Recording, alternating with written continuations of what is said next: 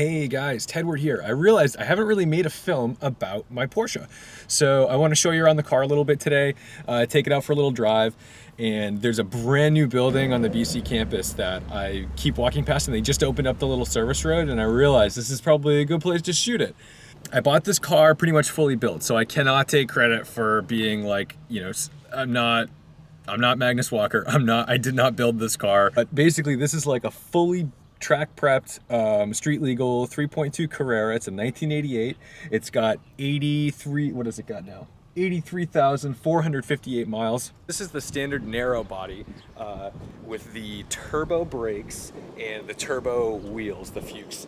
I do not have center caps, so every time I go to a car show, you might have seen in my other video at Cars and Coffee, whenever I see a car with center caps, I'm always like, ugh. They're stupid expensive, which almost makes me not want to put them on at all. It's got the rough style bumpers, the 993 mirrors, Recaro pole position seats, a half cage, tow hooks, all that good stuff.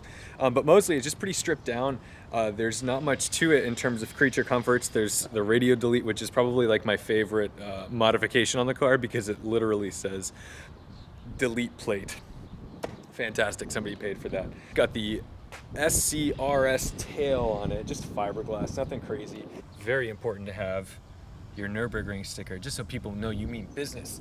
So I know not all of you are crazy car people, so going into the specific details of this might get boring, so I'm gonna not do that.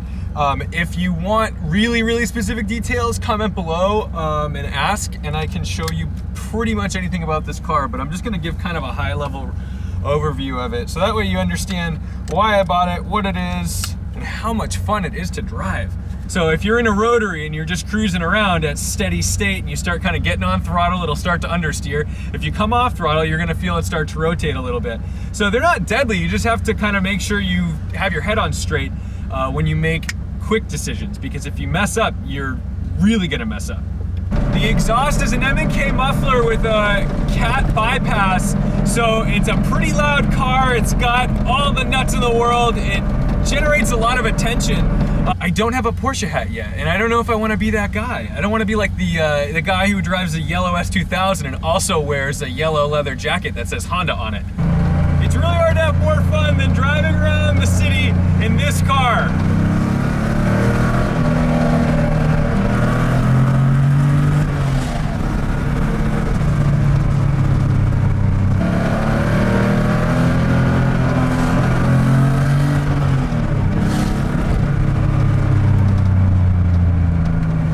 Why did I buy this car? I got this thing as a tribute car because about a week after my closest friend in the world passed away, when he died, he was a huge car guy, and when he died, it was like just my soul was ripped out. It was horrible, and it was like I needed to do something, and I wanted to do something that wasn't too over the top. Granted, this car is a little over the top.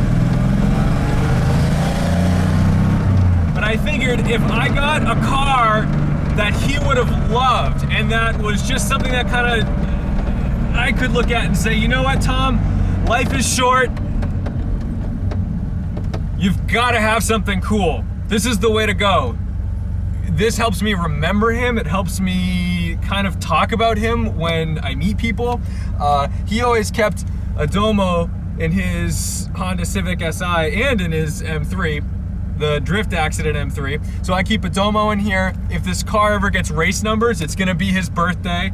Yeah, I mean, this car just means a lot to me, and it just popped up on Craigslist, and it was just kind of handed to me on a platter by this guy who had a 993 Cup and like a whole bunch of cars in his garage. And this thing just was immaculate. I took one look at it, and I thought I was gonna hate it. I thought I wasn't gonna like this car when I got there and saw it, because I thought it couldn't look as good as these photos. Then when I got there, it looked as good as the photos. I couldn't believe it. I was just totally starstruck.